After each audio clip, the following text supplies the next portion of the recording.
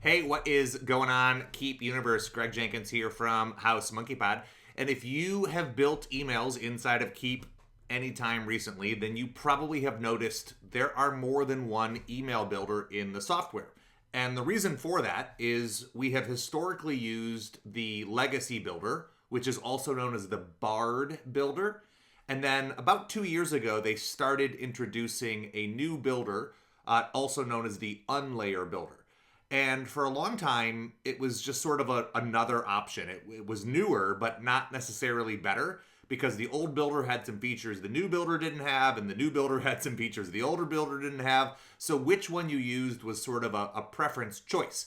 But over the last couple of years, they have made incremental improvements, and even recently, they have introduced the ability to search for images in the native email builder itself, which arguably should have been there from the onset. But regardless, my point is it's pretty full-featured now. And I have started using the new builder for all of my new emails. That is my default choice. I just like it. I think it has all of the options I need, including some things I didn't have in the legacy builder, like the ability to just press Control K in order to make a link instead of having to click a button, right? But if you have been wondering how to get your Bard or legacy built emails into the new builder experience, there is a tool they have introduced that helps process the old content and convert it into the newer, more modern builder experience. And I've been using it not every single day, but whenever I go back to an old campaign of mine, if I'm fixing a link or updating a graphic or changing some aspect of a campaign, I will also go through and update the emails one by one using this tool to convert them. So I wanted to put this on your radar in case you want to start this process as well of updating your legacy emails into the newer, more modern Unlayer builder experience. Okay, so let's start with a pretty simple looking email. So this is the access email when somebody signs up for my Marketing Automation 101 mini course. So if we just open the email, we can take a look at, it's just text, right? With a couple of links, a footer section, a divider here, and it's left aligned. It's all pretty straightforward. You can see that the link itself goes to my learning website and does have some appended variables here.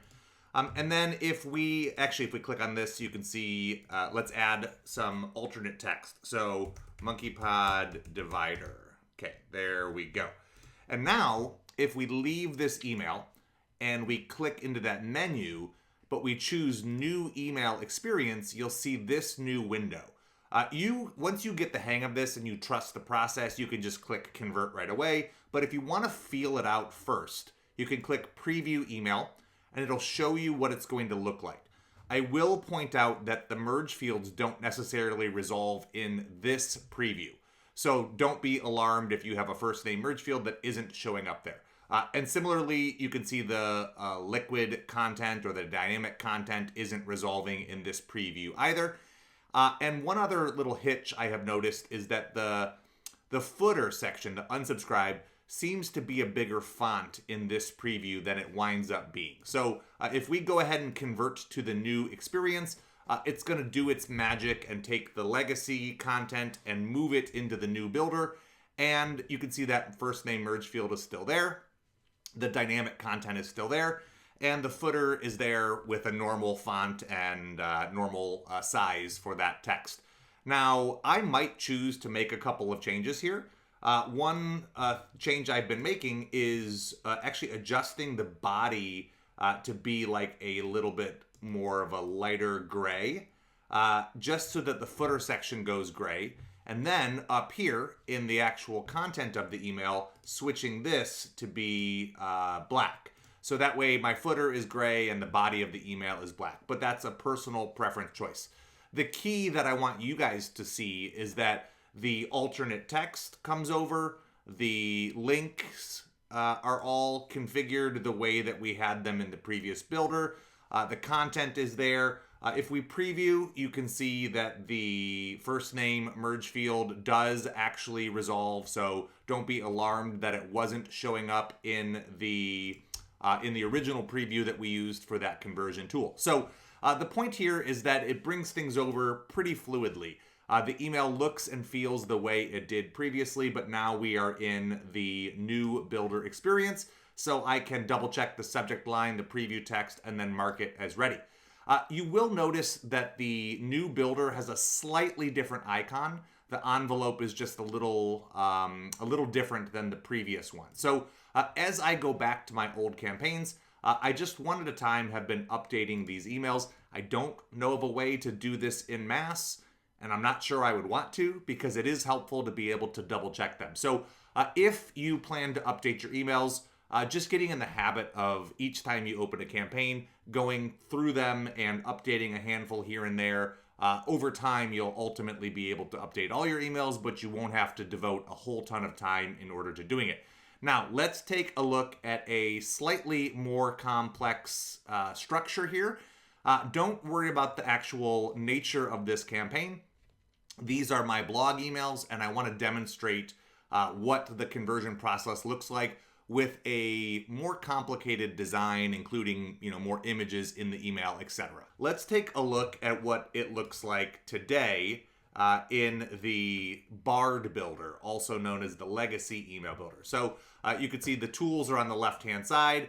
We've got text and image and button, and the links are there. The image should have a link as well, and some image description, the blog thumbnail. So we've got all sorts of content in here. This has an image description. The footer has a email preferences center, and then we've got the unsubscribe link. So I just like to review all of the copy here because when we update it, I have found that all of these elements seem to move over just fine, which is what we would want. But I would also encourage you to do a couple tests to get yourself familiar with this process. So now if I click new email experience and I click convert, it's going to go ahead and take the legacy elements and arrange them in the new builder in the exact same way. So now you can see we're in the new builder, but everything looks the same. The alternate text is still there. The link is still there. The color on the button is still there. The alternate text is still there. We've got the footer and the unsubscribe link, right? All of the elements do kind of come over here. I have found this to be working pretty consistently, pretty fluidly, and that's what we would hope, right? But I also recognize that they have gotten this wrong in the past. If you are a longtime Keap user, you might remember when the Bard builder came out in 2013 or 14, and they had a similar tool to update the legacy emails to the Bard builder, and it didn't work very well. It created sort of these wonky layouts, and fonts weren't the same, and it just was a pretty frustrating experience. So I was holding my breath the first time I used this tool to update the emails, but so far it seems to be working pretty well. I have tested different links, different images, different email formats, and have not found any major or glaring issues, but it's possible that I missed something. So I would recommend running your own tests, especially if you are using campaign merge fields, campaign links, dynamic content, merge fields as part of your URLs. Just feel free to run through some of those more niche use cases and double check that they do indeed work once you have converted them to the new email builder. You can see that the from address, the subject line, preview text all seem to have come over as well. So like I said, my experience has been that this is pretty smooth, that the transition process is intuitive, and it does basically what we would expect. But I wanted to walk you through the process in case it helps you. And if you find yourself going back to older campaigns of yours and you want to update the emails that are in there, please feel free. But my recommendation is at this time to play with it, test it for yourself. That is always the best way to build your own comfort and familiarity, and to test some of those more fringe email elements if you use them regularly and are worried about them being compromised in the update process here. And let me know what your experience looks like. If you're impressed, great, let me know that. Or if you find something, a wrinkle of some sort that doesn't work the way you would expect, obviously I would love to hear about that as well, and we can help get that on the radar for Keap to address. That is it, my friends. I hope y'all are having a great week. Thank you so much for watching. Peace.